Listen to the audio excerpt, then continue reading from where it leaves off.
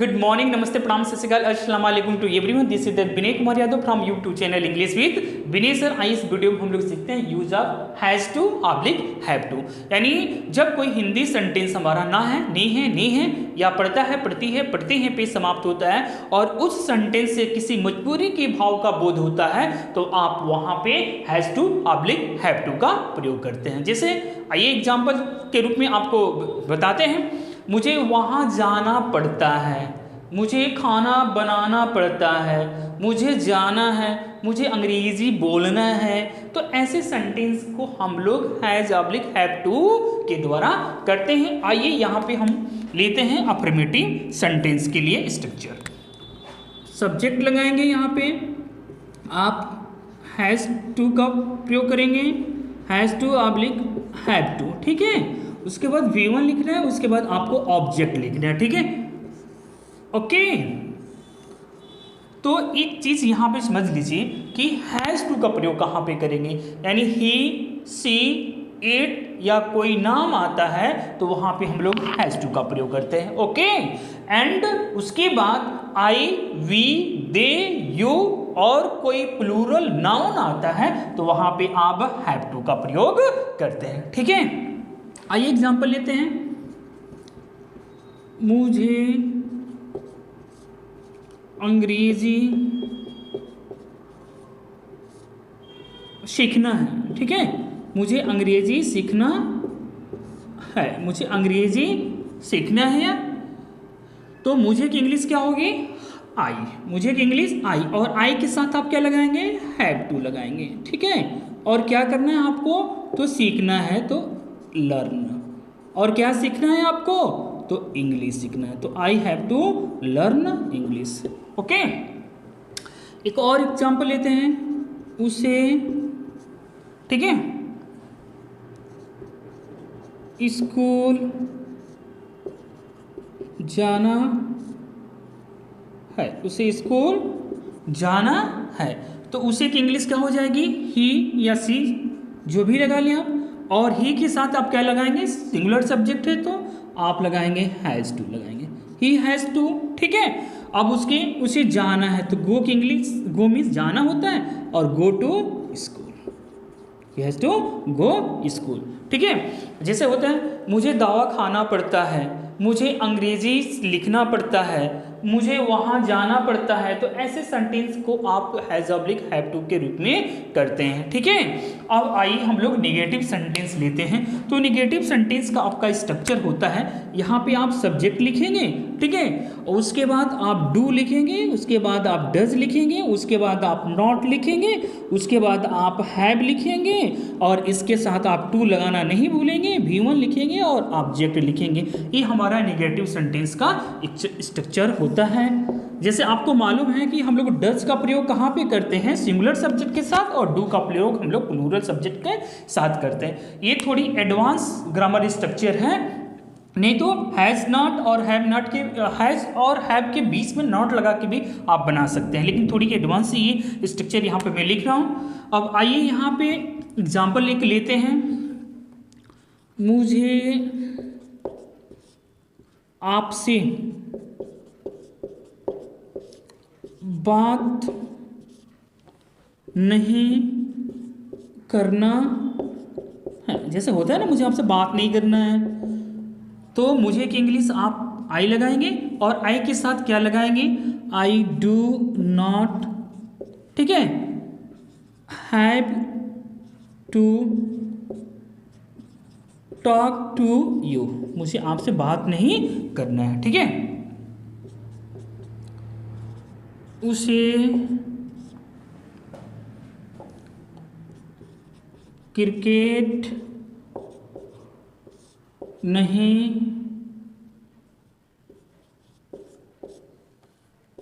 खेलना है, उसे क्रिकेट नहीं खेलना है, जैसे ऐसे पूछते हैं हम लोग ना, तो उसे की ही हो जाएगी, ही के साथ आप क्या लगाएंगे, डज लगाएंगे, ठीक है। और डज के साथ आप क्या लगाएंगे यहाँ पे, तो नॉट लगाएंगे और हैव लगाएंगे। गलती मत कीजिएगा यहाँ पे हैज का प्रयोग करके। तो he does not have to play cricket, ठीक है, तो ये हमारा निगेटिव सेंटेंस का स्ट्रक्चर है, ये हमारा निगेटिव सेंटेंस का स्ट्रक्चर है। जैसे होता है मुझे वहाँ नहीं जाना पड़ता है, ठीक है, तो I have not to go there के द्वारा भी बना सकते हैं, लेकिन I do not have to go there, ठीक है, इस स्ट्रक्चर के द्वारा आप इसको बनाएंगे। अब आइए इंट्रोगेटिव हम लेते हैं। तो इंट्रोगेटिव हमें करना क्या है, इंट्रोगेटिव में हम लोग डू और डज को बाहर निकाल देंगे। क्या करेंगे, डू और डज को बाहर निकाल लिएगा आप लोग, डू और डज को बाहर करना, डू ऑब्लिक डज, ठीक है, सब्जेक्ट लिखिएगा और हैव टू लिखना है आपको, उसके बाद V1 लिखना है, उसके बाद ऑब्जेक्ट लगाना है, लास्ट में क्वेश्चन मार्क लगाना, तो बिल्कुल ही नहीं भूलना है आप सब लोग को, ठीक है। आइए यहाँ पे एग्जाम्पल लेते हैं हम। क्या उसे वहाँ जाना पड़ता है, क्या उसे वहाँ जाना पड़ता है, ठीक है। तो क्या की इंग्लिश यहाँ पे हम लोग क्या लगाएंगे, डज लगाएंगे, क्योंकि उसे आया हुआ है, तो डज ही, ओके। अब हैव टू हो जाएगा, have to, does he have to go there, okay. एक और एग्जांपल लेते हैं। क्या आपको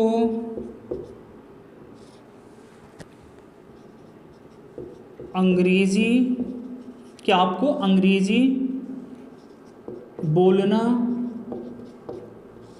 है, क्या आपको अंग्रेजी बोलना है, तो यहाँ पे क्या की इंग्लिश अब क्या हो जाएगी, डू हो जाएगी, क्योंकि यहाँ पे यू आया है, तो डू यू, डू हो गया, सब्जेक्ट हो गया, अब हैव टू लिखेंगे, अब बोलना है तो बोलने की इंग्लिश हो जाएगी स्पीक, उसके बाद क्या बोलना है, तो इंग्लिश बोलना है, ठीक है। तो do you have to speak English, क्या आपको अंग्रेजी सीखना है, क्या उसे खाना बनाना है, इस प्रकार के सेंटेंस को हम लोग do oblique does plus subject plus have two plus V1 plus object के द्वारा हम लोग ट्रांसलेट करते हैं। आइए एक हम लोग क्वेश्चन वर्ड इंट्रोगेटिव लेते हैं। आपको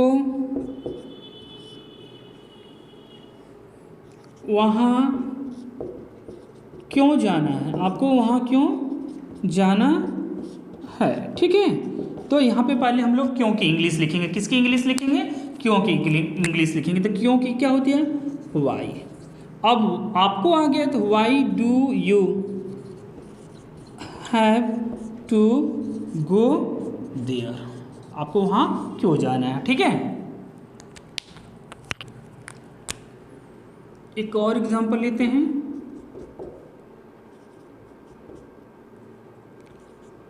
आपको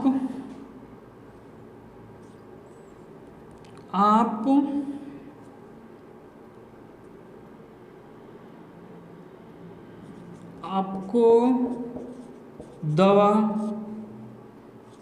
क्यों नहीं लेना है, ठीक है, आपको दवा क्यों नहीं लेना है, तो क्यों, तो वाई डू यू, अब यहाँ पे नॉट लगा देंगे, ठीक है, not have to take medicine, ठीक है, आपको दवा क्यों नहीं लेना है, ठीक।